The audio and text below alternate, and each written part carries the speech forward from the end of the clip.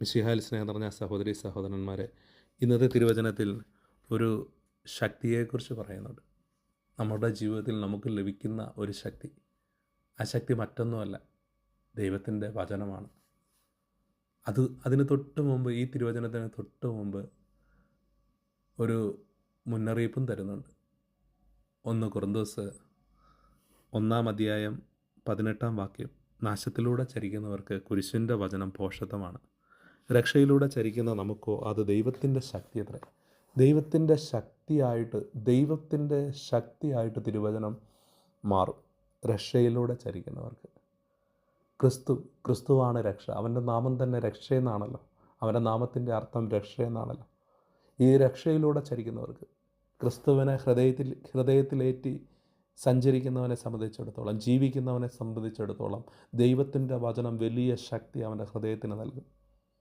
ക്രിസ്തുവിനെ ഹൃദയത്തിലേറ്റുന്നവന് ദൈവത്തിൻ്റെ വചനം വലിയ ശക്തി നൽകും.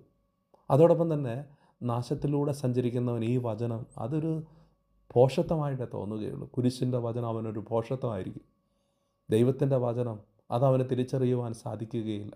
കാരണം അവൻ്റെ കണ്ണുകൾ മൂടപ്പെട്ടിരിക്കുകയാണ്. നാശത്തിലൂടെ സഞ്ചരിക്കുന്നവൻ ഒരു തിരിച്ചറിവ് നടത്തണം.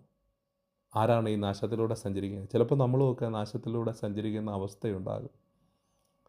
നമ്മൾ ദൈവിക കാര്യങ്ങൾക്ക് പ്രാധാന്യം കൊടുക്കാതെ പോകുമ്പോൾ, അതിന് നിത്യം അവഗണനയാണ് നമ്മൾ നൽകുന്നതെങ്കിൽ, ഹൃദയത്തിൽ ക്രിസ്തുവിന് സ്ഥാനമില്ലെങ്കിൽ, ആത്മീയ കാര്യങ്ങളോട് താല്പര്യമില്ലാതെ നാം ജീവിക്കുമ്പോൾ, പ്രാർത്ഥനയ്ക്കോ തിരുവചന വായനയ്ക്കോ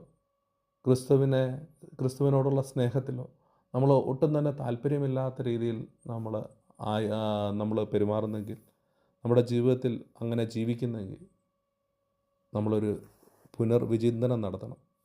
നമ്മൾ രക്ഷയുടെ പാതയിലാണോ, ക്രിസ്തുവിൻ്റെ പാതയിലാണോ, അതോ നാശത്തിൻ്റെ പാതയിലാണോ?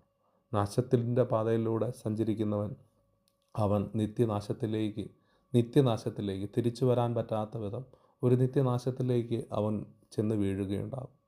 എന്നാൽ രക്ഷയിലൂടെ ചരിക്കുന്നവർക്ക്, ക്രിസ്തുവിനെ ഹൃദയത്തിലേറ്റി സഞ്ചരിക്കുന്നവൻ, അവൻ നിത്യരക്ഷയിലേക്ക് അവൻ കടന്നു ചെല്ലും.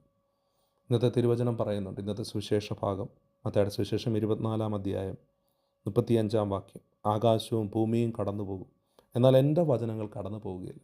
എൻ്റെ വചനങ്ങൾ നിലനിൽക്കുന്നവയാണ്. കർത്താവ് മനുഷ്യപുത്രൻ്റെ ആഗമനത്തെക്കുറിച്ച് പറഞ്ഞിട്ട് ഏറ്റവും അവസാനം കർത്താവ് പറഞ്ഞു വയ്ക്കുകയാണ്, ആകാശവും ഭൂമിയൊക്കെ കടന്നു പോകും, ഈ പ്രപഞ്ചത്തിലെ സർവ്വ വസ്തുക്കളും കടന്നു പോയാലും